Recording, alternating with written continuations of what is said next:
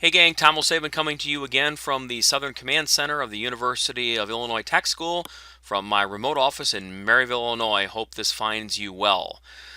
This time in my blog, I'm going to concentrate on recent IRS notices that have come out, especially those which have happened since we did our webinar in early April.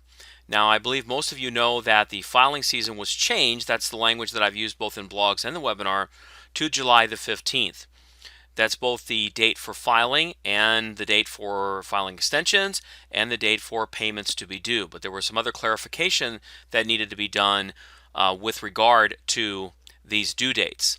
Now, I will tell you that I'm going to cover about 3 notices, and there could be more and more coming out all the time. Most of these that I'm talking about came out on April 9th, hot and heavy in the afternoon, late in the day, just saw them just starting to pop in.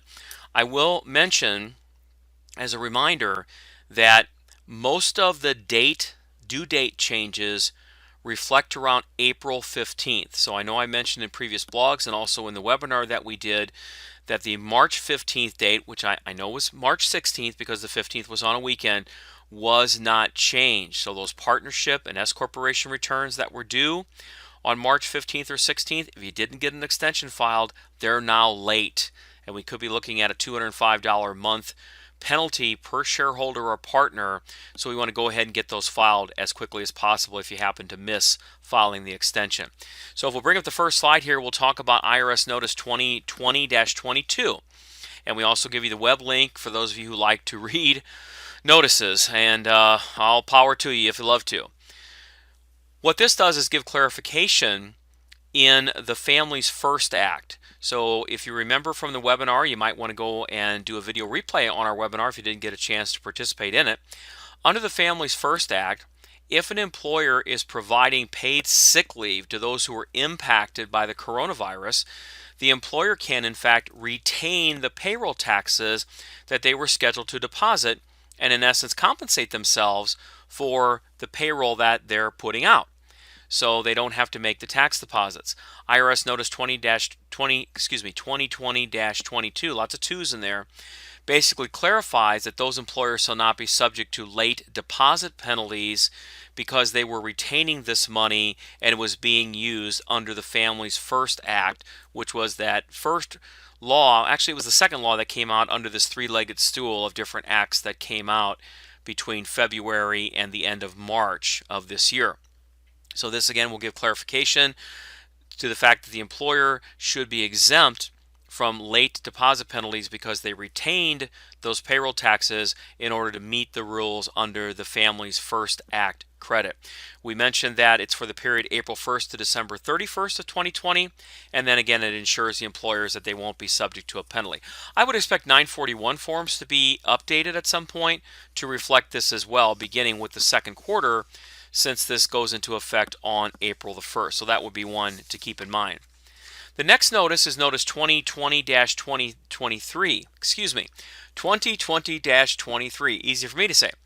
It is dealing with, and again you can see the link there to the PDF of the document, and it's dealing with the fact that the July 15th date applies to most every taxpayer other than entities or others who don't have an April 15th deadline. Why did they bother to come out with this? They came out with it because the original notice, I think it was 2020-18, only addressed like individuals and trusts and other entities that were due on April 15th. It didn't, for example, address estates like a 706 or gift tax returns on a 709.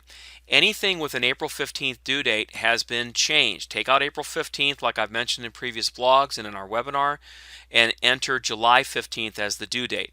That includes the due date and the payment date. Now, as far as payroll tax deposits happen to go, if you're not doing something under the Families First Act, I've seen these questions pop up on Facebook, we're still looking at they could be late. And as far as I know, 941 filing is still April the 30th for the first quarter. I haven't seen any change of that. It's not an April 15th due date. Keep that in mind.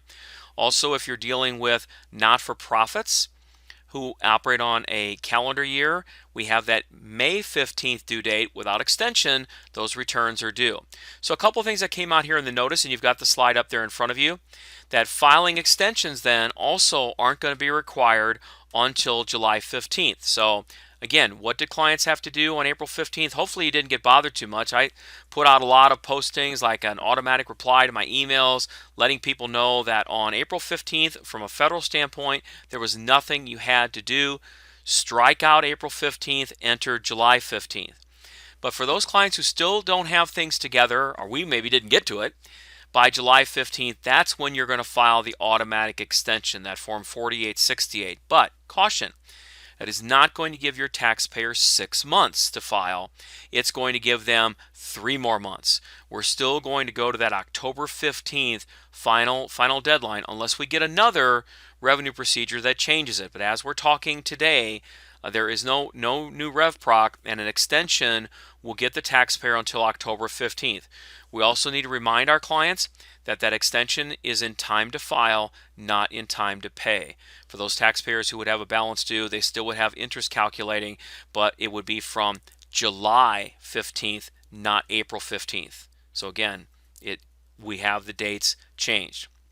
We also got clarification in this notice 2020-23 that we had the April 15th estimated tax payment for federal was moved to July 15th, but they were silent about the second quarter estimated tax payment, which is scheduled to be due on June 15th. Well, I don't know that I'm crazy about their decision, but they at least see it. What they've done in the notice, and we show you there on the slide, is that both the April, the first quarter, and the second quarter estimate are now both due on July 15th. So I've had a number of clients contact me. I'm guessing your situation isn't any different than mine, where some taxpayers want to just go ahead and pay it now because they're accustomed to that cash flow in different parts of different times of the year. But nonetheless, the rule out of 2020-23 states that both the first quarter and the second quarter estimates are now both due on July 15th. Stay tuned, that could change. In the webinar, I mentioned that we needed to be concerned about 2016 returns, that if you were looking at amending any 2016 returns, that we were coming up against the statute of limitations, the 3 years after the original filing deadline. Well, I had mentioned in the webinar that the original filing date of a 2016 return was April 18th of 2017. Because we have that issue with April 16th, other than being my baby Beaner's birthday, who's now 33, April 16th falls on a Sunday. It's recognized on Monday. It's a federal holiday in D.C. and Maryland. So the due date moved forward one more day, making it April 18th, 2017. 3 years would have made it April 18th, 2020. I cautioned people that you needed to get those 2016 returns filed if a client was trying to get a refund. By amending that return by April the 18th of 2020, guess what? Notice 2023, as we show you in the slide, says those 2016 returns also have the new due date of July 15th, 2020, so they're getting another 3 months. I found that very interesting. I believe I mentioned in the webinar we did earlier this month that I thought that was pretty much a drop-dead situation because the due date wasn't April 15th, 2020. It was the expiration of the statute of limitations. But you know what? We'll take what they give us, won't us? The next slide we want to show you is IRS Notice 2020-24. Again, we give you the PDF link. This deals with net operating losses. Now, I'm going to spend just a few minutes on this, and I wanted to tell you that what we had changed in the CARES Act, and we talked about this in our webinar that we did on April 8th and 9th, or April 7th and 8th, I forget the dates, I think it was 7th and 8th. Anyway, on April 7th and 8th, that under the CARES Act, a taxpayer with a net operating loss in tax years 2018, 2019, or 2020, the default is to carry that loss back for 5 years, except what TCJA had done, which was to say, carry back of losses is gone, which would have been effect for 18 and 19. You have to carry that loss forward. It can only offset 80% of the income in the carry forward year, and if the loss was too big, we have an excess business loss, which limits the NOL that can be taken. Well, all of that has basically been scrapped for 2018 and 2019 and then going forward to 2020 returns.